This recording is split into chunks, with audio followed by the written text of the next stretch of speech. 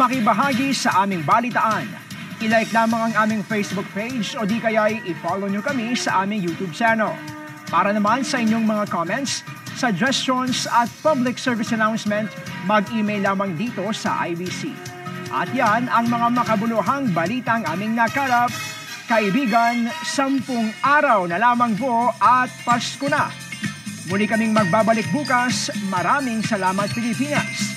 Ako po si Brian Castillo at ito ang IBC Tutok 13.